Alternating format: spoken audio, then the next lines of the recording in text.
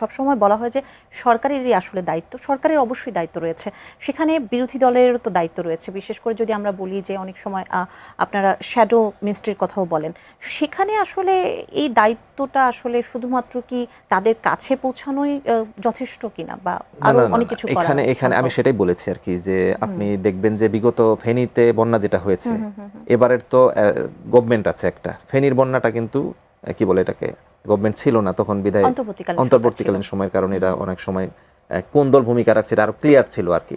এখন সরকারি ভূমিকা রাখছে ম্যাক্সিমাম, এটা নিশ্চিত এবং সেটাই স্বাভাবিক। বাট সরকারের ভূমিকা যথেষ্ট নাও হতে পারে।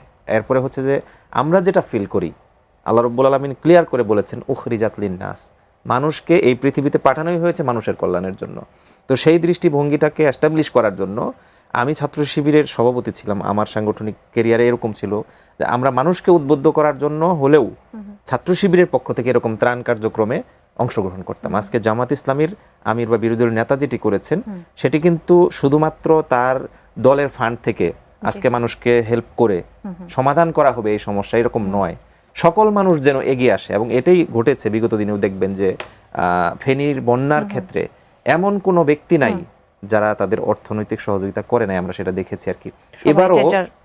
এবারও আমরা ফিল করছি যে যেহেতু একটা ভয়াবহ দুর্ঘটনার দিকে যাচ্ছে আর কি দেশ, এই জায়গায় যদি আমরা সবাই একযোগে উদ্যোগ নিতে পারি তাহলে হয়তো এই সমস্যা আমরা মোকাবেলা করা সম্ভব।